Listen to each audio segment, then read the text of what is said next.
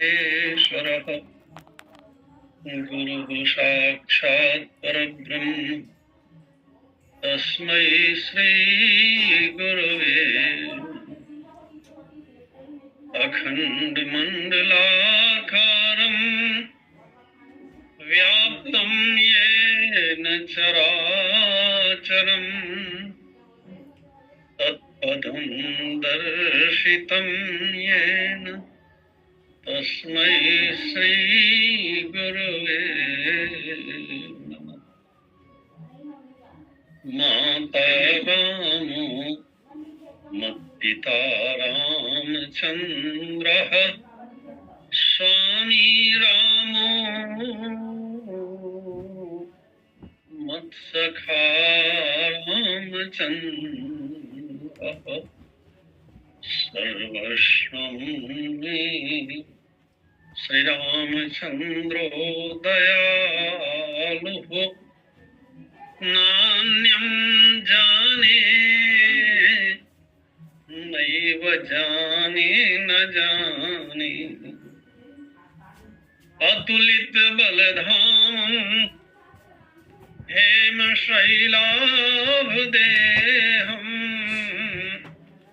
धनुजवन कृशानं ज्ञानिनामग्रगण्यं सकल गुणनिधानं वानराणामधीशं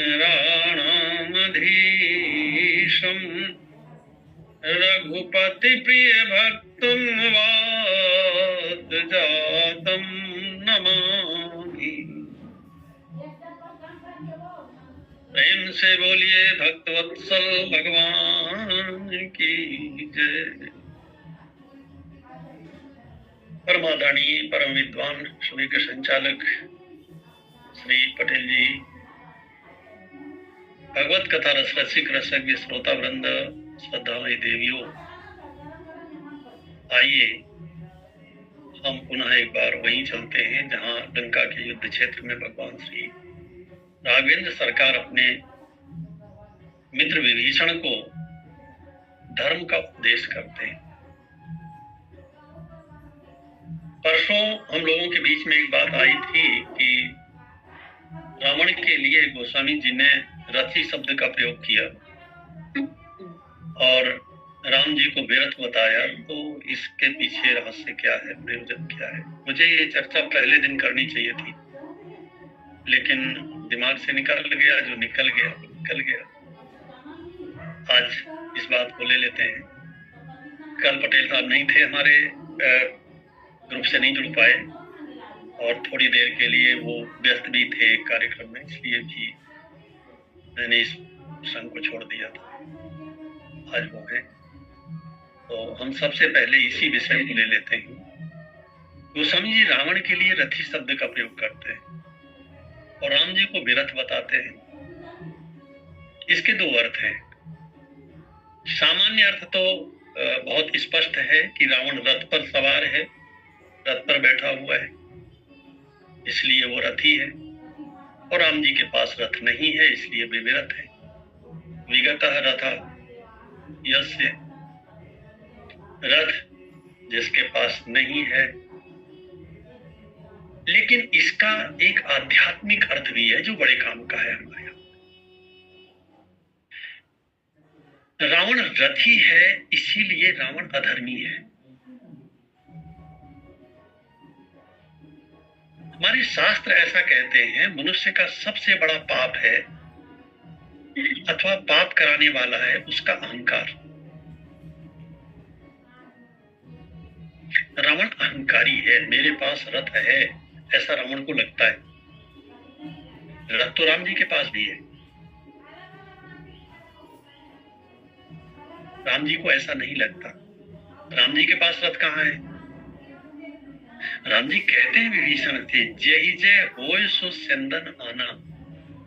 विभीषण जिस रथ के द्वारा विजय प्राप्त होती है वो रथ दूसरा होता है। और अगर उनसे ये पूछा जाए कि ये रथ आपके पास है, तो यदि मेरे पास न होता, मैं इस रथ पर सवार न होता, तो मेरी विजय भी न होती। तो यह जो रथ है, ये रथ क्या है और रावण के लिए गोस्वामी जी ने रथी शब्द का प्रयोग क्यों किया? ये दर्शन शास्त्र की एक मान्यता है, और मान्यता ही नहीं है, यही सत्य भी है। हमारा जो अपना स्वरूप है, जब हम अपने स्वरूप में स्थित होते हैं तो हम न कर्ता होते हैं न भोक्ता होते हैं। उस समय हम सत, चित और आनंद रूप होते हैं। हमारा स्वरूप कैसा है? हम हैं, इसकी चर्चा मैं कर चुका हूं आपके बीच में। हम चेतन हैं और हम आनंद रूप हैं।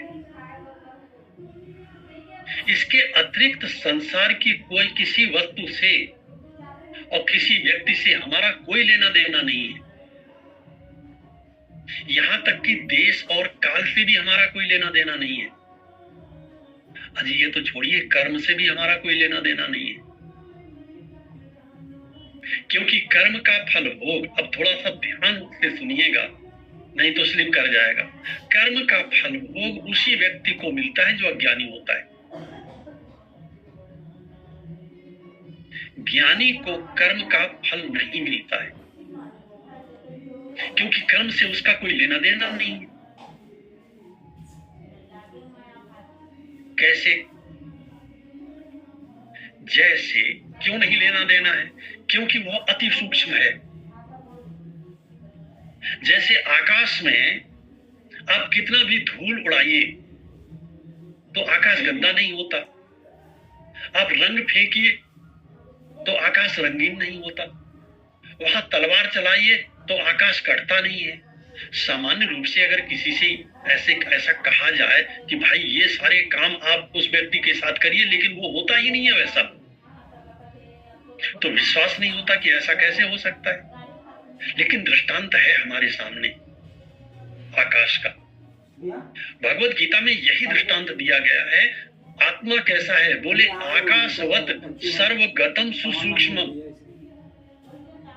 आकाश की गिनती तो पंचभूतों में होती है,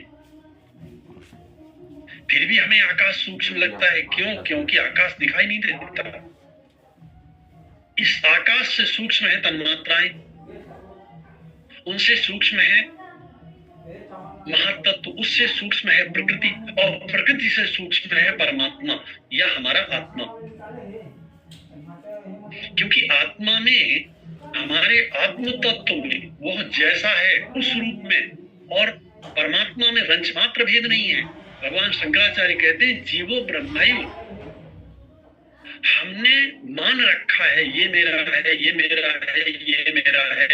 इच्छाएं समाप्त हो जाए, इच्छाओं के समाप्त होते ही उसी क्षण जो था उसकी अनुभूति होने लगती है। था क्या? आनंद रूप था और कुछ नहीं था। रथ हमारा नहीं है, जैसे मकान हमारा नहीं है। अगर किसी से पूछा जाए इसमें क्या प्रमाण है कि मकान आपका है, एक भी प्रमाण आप नहीं दे सकते। जैसे हमारे मन में ये भ्रम है कि बहुत सारा रुपया हो, बहुत सारे सुख भोग की सामग्रियां हो तो हम सुखी हो जाएंगे। सच है, मानते हैं थोड़ी देर के लिए सुखी हो जाएंगे, शांत नहीं हो पाएंगे, आनंदित नहीं हो पाएंगे, और सुखी होंगे तो दुखी भी होंगे।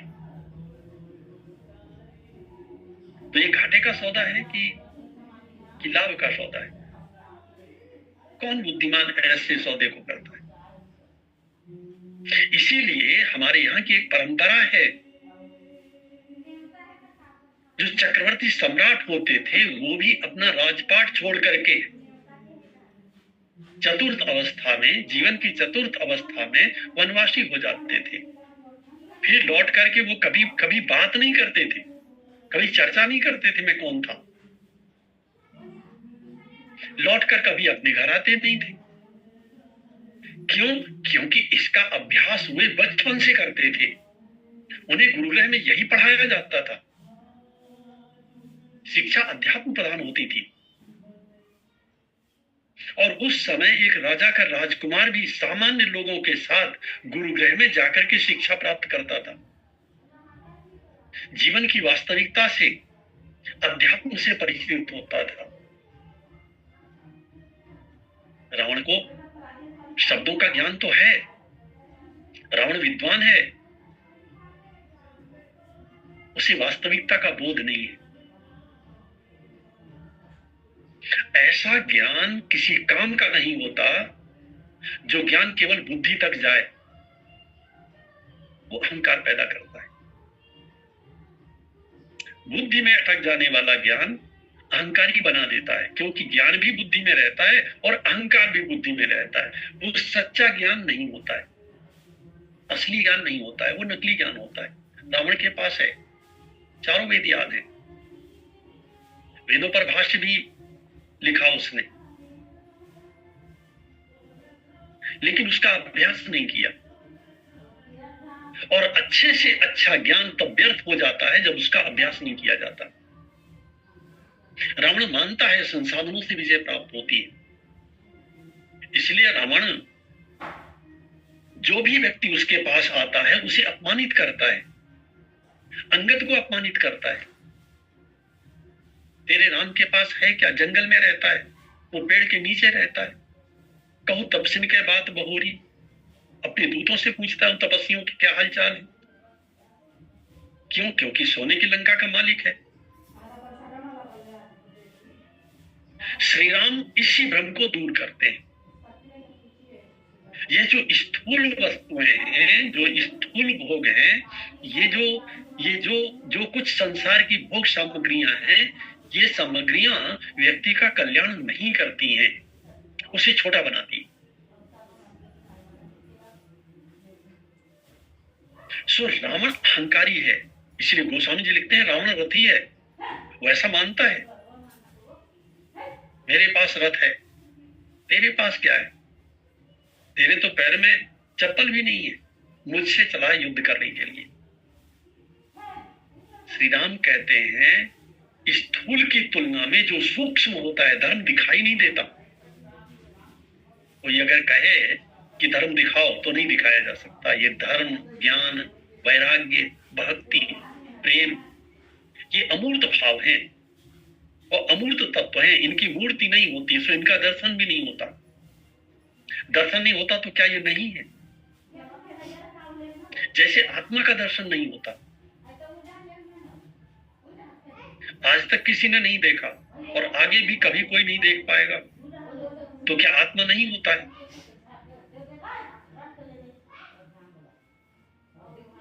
और यदि आत्मा होता है तो वो कैसा होता है? समझ में आता है, खूब समझ में आता है। जब भी आपके मन में दुख हो, आप अकेले में चले जाओ और अपने आप से पूछो मैं क्यों दुखी। आपको पता चलेगा मेरा मन किसी दुखी व्यक्ति के साथ जुड़ गया है। वो बाहर का व्यक्ति भी हो सकता है, बाहर की घटना भी हो सकती है, कोई समस्या भी हो सकती है, अपना शरीर भी हो सकता है। मैं शरीर के रोगों के बारे में सोच रहा हूं, इसलिए दुखी हूं। और ये सारी वस्तुएं, इनका अवश्यंभावी है नष्ट होना, इन्हें रोका नहीं जा सकता। और नया मिलना,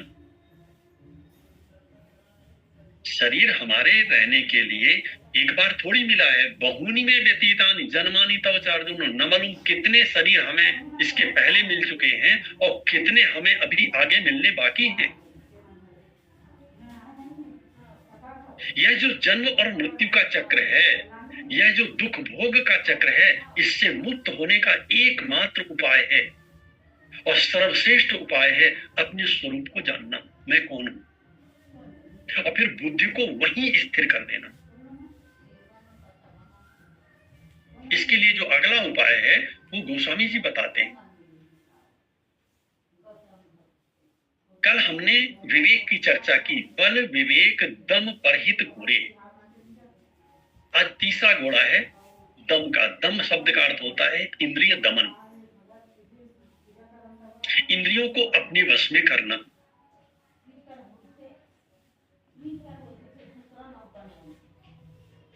रामचरितमानस में कई बार एक प्रश्न किया जाता है कि राम जी को 14 वर्ष का ही वनवास क्यों मिला।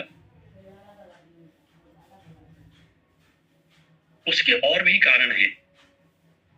एक सबसे बड़ा कारण यह है कि 14 वर्ष ये जो तपस्या के लिए मिले हैं, हमारे पास 14 स्थान ऐसे हैं जहां अज्ञान रहता है,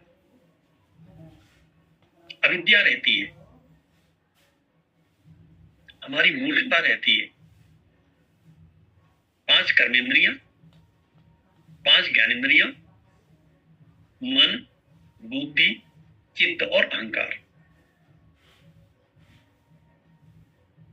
ये यंत्र हैं। इंद्रियां अतीन्द्रिय होती हैं, इंद्रियों का दर्शन नहीं किया जा सकता। जैसे जो कान हमें दिखाई देते हैं, ये कान नहीं है, कर्णेंद्रिय नहीं है। संस्कृत में इसके लिए दर्शन में कर्ण शस्कुली कहा गया है। शस्कुली माने कचौड़ी, ये कचौड़ी की तरह टेढ़ा मेढ़ा होता है, लेकिन ये इंद्रिय नहीं है, क्योंकि बहुत लोगों के पास इसी तरह का कान है, उन्हें नहीं सुनाई पड़ता। नेत्रों को नेत्र गोलक कहा गया। ये नेत्र नहीं है जो दिखाई देते हैं, बहुतों के पास ठीक ऐसे ही नेत्र हैं, उन्हें नहीं दिखाई पड़ता, क्योंकि इंद्रियां तो सूक्ष्म होती हैं, जो इनके अंदर रहती हैं। अब 2 पक्ष हैं। एक पक्ष तो यह है कि हम इंद्रियों की बात माने, और दूसरा पक्ष यह है कि हम इंद्रियों की बात बिल्कुल न माने। निर्णय हमें करना है। इंद्रियों की बात मानने में सुख मिलेगा, साथ ही साथ दुख भी मिलेगा, गारंटी के साथ। रोग भी मिलेंगे,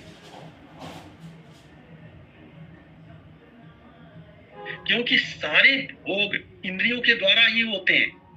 एक बात और बताऊं आप, भक्ति भी इंद्रियों के द्वारा ही होती है। सो एक रास्ता तो जाता है भोगों की ओर, और दूसरा रास्ता जाता है भक्ति की ओर। भोगों में सुख मिलेगा, दुख भी मिलेगा। सुख क्षणिक होता है, थोड़े समय के लिए मिलेगा, शांति नहीं मिलेगी। ये जो दूसरा मार्ग है, ये शांति का मार्ग है। यदि हमने इंद्रियों की बात नहीं मानी तो शांति मिलेगी, इंद्रियों की बात मानी तो अशांति मिलेगी। इंद्रियों की बात मानी तो हमें भोग तो मिलेंगे, लेकिन साथ ही साथ रोग भी मिलेंगे, और हम सुख और दुख के चक्र में जीवन भर भटकते रहेंगे, शांति कभी नहीं मिलेगी, कभी भी नहीं। एक दूसरा मार्ग है, इधर भोगों का त्याग। अर्जुन ने भगवान श्री कृष्ण से पूछा, कन्हैया तत्काल शांति चाहिए तो क्या उपाय है? भगवान छोटा सा वाक्य बोलते हैं, त्यागा शांतिरनंतरम। इधर त्याग और उधर शांति। कई जन्मों के अभ्यास के कारण, जन्मांतर के अभ्यास के कारण हम बाहर से तो भोगों का त्याग कर देते हैं, मन से नहीं कर पाते, और बाहर से त्याग किया जाए और मन से त्याग ना हो तो वह त्याग पूरा नहीं होता। इसलिए गोपियां भगवान श्री कृष्ण से एक बड़ा प्यारा शब्द बोलती हैं। वे कहती हैं कि संत्यज्य सर्व विषयान, हम समस्त विषयों को छोड़ के आपके पास आए हैं। देखिए, त्यज शब्द का अर्थ होता है त्यक्त्वा, छोड़ करके, बाहर से छोड़ करके, और संत्यज्य में सम उपसर्ग लगा है, सम्यक रूपेण त्यक्त्वा, भली भांति विचार पूर्वक, बोध पूर्वक, ज्ञान पूर्वक हमने विषयों का त्याग किया है। और फिर आपके पास आई हैं। हम न लौटने के लिए आई हैं। अब तो आप कहोगे तो भी हम वापस नहीं लौटेंगे। ऐसा त्याग हो जो बाहर से भी हो और अंदर से भी हो, उसी समय अखंड शांति मिलती है जीवन। और इस त्याग के बाद फिर वह जहां जिस अवस्था में बैठ जाता है वहीं उसकी समाधि लग जाती है। वह आनंद जो इस संसार में है ही नहीं, हमें कभी मिला ही नहीं है। मैंने ऐसे संतों का दर्शन किया है, ऐसे तपस्वी जनों का दर्शन किया है जो उस आनंद में डूबे रहते हैं। उनके नेत्रों से अश्रुधारा झरती है, अश्रुपात होता है। सामान्य रूप से वे किसी से बात नहीं करना चाहते। बहुत थोड़ी साधना के बारे में कुछ प्रश्न करिए, कुछ बात करिए तो भले वो कर ले। कभी पूछते नहीं किसी से आप कहां से आए हो, नहीं क्या लेना दे, आप कहीं से भी आए हो। तो दम शब्द का अर्थ होता है इंद्रिय दमन। इंद्रियां हैं 14, 10 को हम बाह्य इंद्रिय कहते हैं, 5 कर्मेंद्रियां और 5 ज्ञानेंद्रियां। श्रोत्र, त्वक, चक्षु, जिह्वा, घ्राण, ये 5 हमारी ज्ञानेंद्रियां हैं। एक एक इंद्रिय का एक एक विषय है, सुनिश्चित है। 5 ज्ञानेंद्रियां हैं, उनके 5 विषय हैं, शब्द, स्पर्श, रूप, रस, गंध।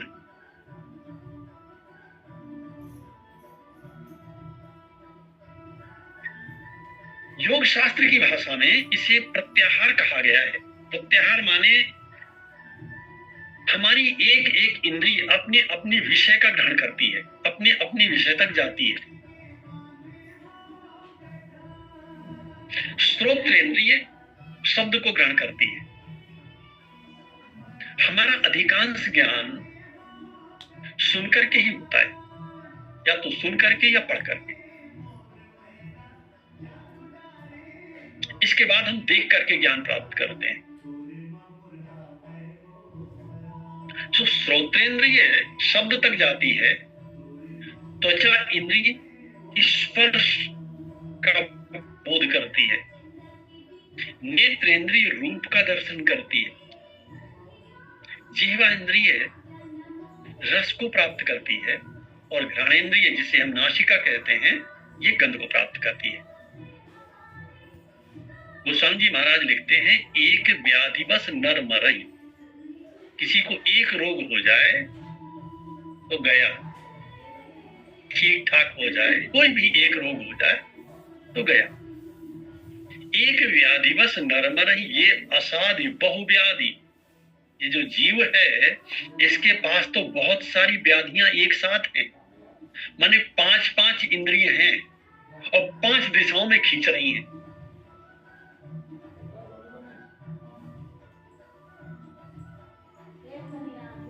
किसी एक व्यक्ति को 5 लोग पकड़ करके अलग अलग दिशा में घसीट रहे हो, अलग अलग दिशा में खींच रहे हो, और फिर उससे कहा जाए शांत रहो यार,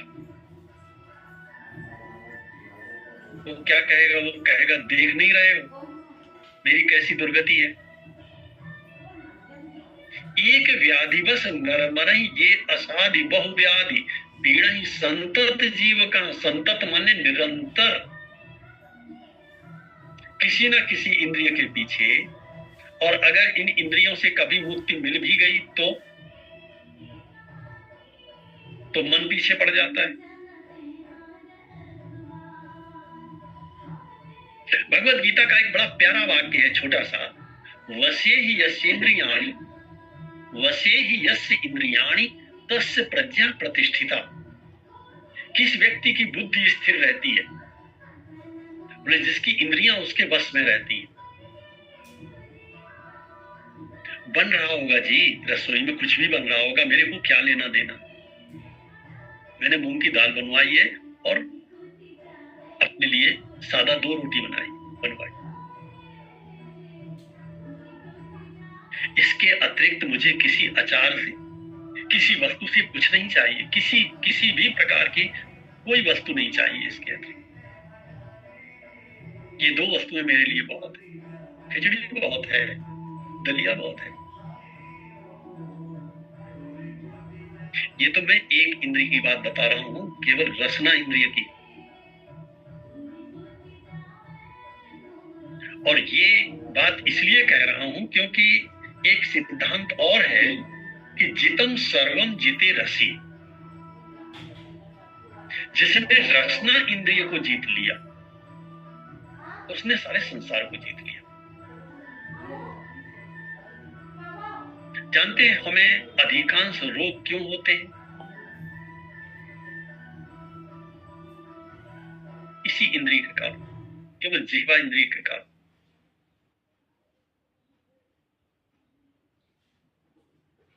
भगवद गीता कहता है कि रजोगुणी भोजन करने से मनुष्य को 3 चीजें मिलती हैं परिणाम में। दुख, अब मैं विस्तार नहीं कर रहा हूं, थोड़ा सा। दुख, शोक और आमय माने रोग। दुख, शोक, आमय प्रदाह। वो दुखी रहता है। क्यों दुखी है? भोजन ऐसा करता है इसलिए दुखी है। रजोगुण बढ़ा है शरीर में और रजोगुण का परिणाम है दुख। जैसे तमोगुण का परिणाम है मूढ़ भाव, बुद्धि काम नहीं करती। रावण तो सब कुछ जानता था, कुंभकर्ण क्या नहीं जानता था। जरा उपदेश तो देखो, कुंभकर्ण कितना बढ़िया रावण को उपदेश करता है। ऐसा लगता है इससे बड़ा महात्मा तो कोई हो ही नहीं सकता। रावण ने जब कुंभकर्ण को जगाया, कुंभकर्ण ने गाली देकर के रावण से बात किया, जगदम्बा हरियाण अब सब चाहस कल्याण, ये भले न कीनते निश्चर ना, अब मुहे आय जगाइस का, अजहू त्रात त्याग अभिमाना, भजऊ राम होई ही कल्याणा, है 10 शीस मनुज रघुनायक। कौन बोल रहा है? कुंभकर्ण। है 10 शीस मनुज रघुनायक, जाके हनुमान से पायक, आह बंधु तय कीन खुटाई, प्रथम ही मोह न जगाए से आई, प्रथम ही मोह न सुनाए से आई। कीन्यो प्रभु रो देते ही देवक, स्यो विरंच सुर जाके सेवक। अब तो तूने सब बिगाड़ दिया। अगर हम आप वहां होते तो क्या सोचते? यार ये बहुत बढ़िया आदमी है, कितनी बढ़िया बात बोलता है। लेकिन इसके बाद अभ्यास ही है। रावण जानता है बात चाहे जितनी अच्छी बोले ये, बाद में इसे रावण मांगिस कोटि घट, मद और महिष अनेक, महिष खाए कर मदरा पाना। ये है उसका वास्तविक जीवन। अब ज्ञान किस काम का?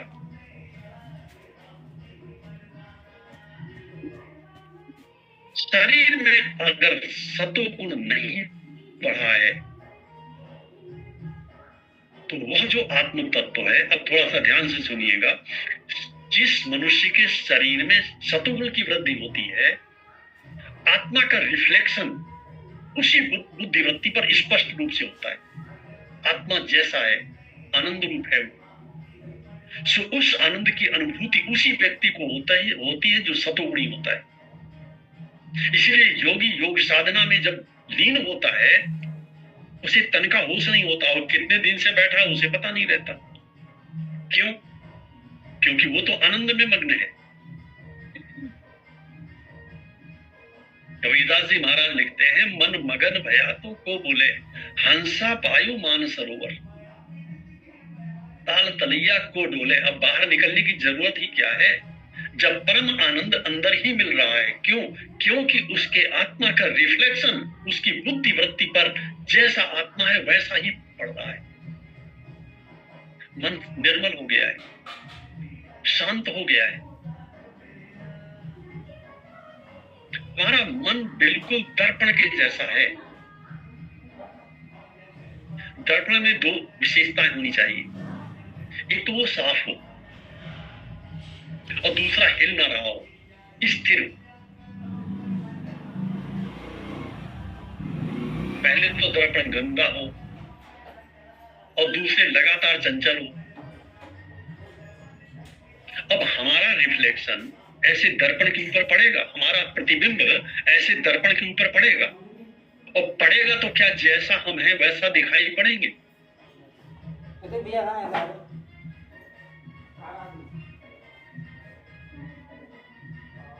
मन में गंदगी क्या है? विषय वासनाओं की आकांक्षा, यही गंदगी है। मन में थोड़ी सी भी इच्छा,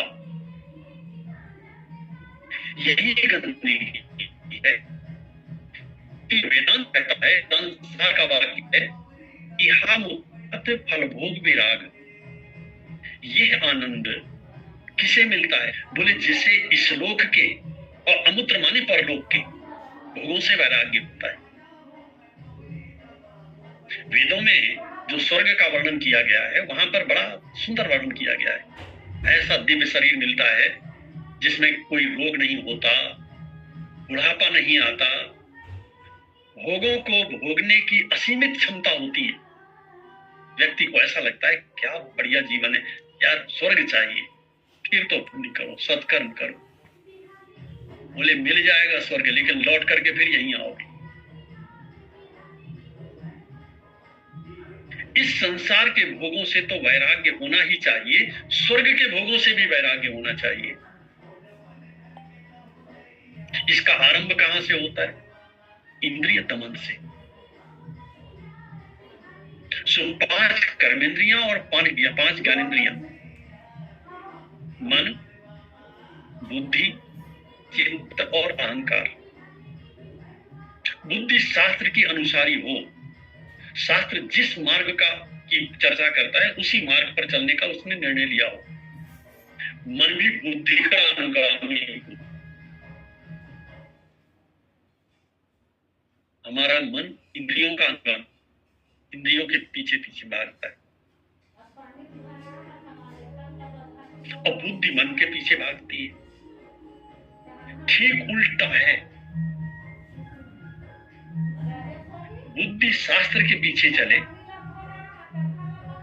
बुद्धि के पीछे मन चले, और मन के पीछे इंद्रियां चले, तो बात बने। हमारा मन इंद्रियों के पीछे चलता है, सो कभी एक इंद्रिय उसे अपने साथ ले जाती है, चलते हैं को सुख देती है, कभी दूसरी ले जाती है, कभी अहंकार ले जाता है। और गोपियां क्या कहती हैं उद्धव जी से? उद्धव मन न भय 10-20, एक हथो सो गयो श्याम से। जब हमारा मन और हमारी इंद्रियां केवल परमात्मा को लक्ष्य बनाती है, और हमारे ये सारे के सारे यंत्र, क्योंकि जिन यंत्रों के द्वारा हम भोगों को भोगते हैं वही तो भक्ति के यंत्र हैं, उन्हीं के द्वारा तो जीव भक्ति करता है। सो दो में से एक का निर्णय करना जरूरी है। भोग इतने प्रबल हैं, इन्हें छोड़ पाना अगर असंभव नहीं है तो बहुत कठिन है। इसमें एक बड़ा कारण यह भी है कि हमारी इंद्रियां स्वभावतः बहिर्मुखी हैं, उनका नेचर है ऐसा। नेत्र किधर देखते हैं? बाहर की ओर। अगर इन्हीं नेत्रों से कहा जाए कि चलो भाई बाहर का देखना बंद करो, थोड़ा सा अंदर भी देख लिया करो कि अंदर क्या है, तो घबराहट होती है, क्योंकि इनका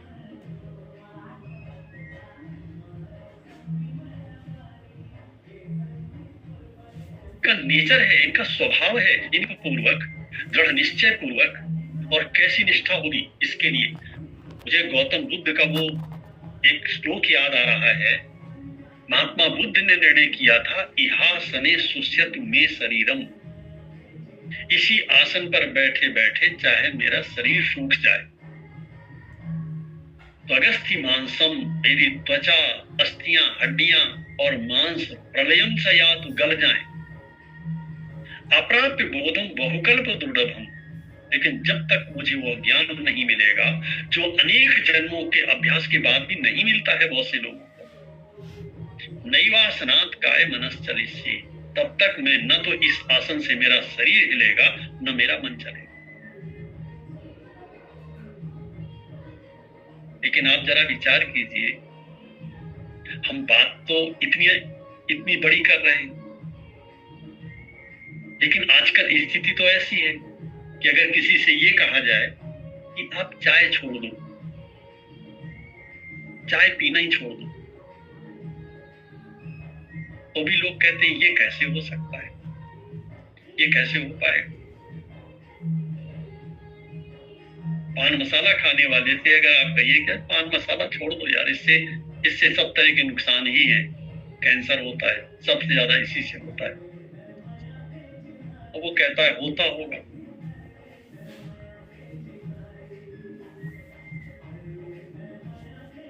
तो ऐसी स्थिति में हम क्या क्या सोच सकते हैं। लेकिन यहां सबसे अच्छी बात यह है, जो हमें अपनी ओर खींचती भी है, कि दूसरे को ज्ञान, दूसरे को उपदेश देने के लिए नहीं होता है। दुनिया सदैव सुख और दुख से मिलकर के बनी है, गुण और दोषों से मिलकर के बनी है। दूसरों को ठीक करने से 1000 गुना अच्छा है अपने को ठीक कर लेना। इसीलिए भगवान श्री राघवेंद्र सरकार इतनी बढ़िया बात करते हैं, बल विवेक दम परहित घोड़े। 3 घोड़े तो ये हैं, और चौथा है परोपकार का घोड़ा। क्षमा कृपा समता रजु जोरे, घोड़े हैं 4 और रस्सियां हैं 3। भाई घोड़े 4 हैं तो लगाम भी तो 4 होनी चाहिए, लेकिन नहीं, लगाम है 3। मानो गोस्वामी जी महाराज कहते हैं, बल विवेक दम, इन 3 को तो रस्सियों की जरूरत है, लगाम की जरूरत है। लेकिन ये जो चौथा घोड़ा है परोपकार का, इसकी चर्चा हम लोग फिर कभी करेंगे। इसे खुला छोड़ दीजिए, जितना हो जाए परोपकार, जितना हो जाए उतना, इसके ऊपर कोई लगाम मत लगाइए आप। बल विवेक दम परहित घोड़े, 4 घोड़े हैं, बल विवेक और दम। बल के लिए क्षमा, विवेक के लिए कृपा, और इंद्रिय दमन के लिए समता। समता माने सभी इंद्रियों का दमन करना है, एक को भी छोड़ना नहीं है। अगर एक को छोड़ दिया तो वही न मालूम ले जा करके कहां डुबो देगी। आज की बात हम लोग यही विश्राम करते हैं, और इस प्रसंग को फिर कभी आगे चल करके फिर देखेंगे, जब भी कभी आप पाओगे। प्रेम से बोलिए भक्तवत्सल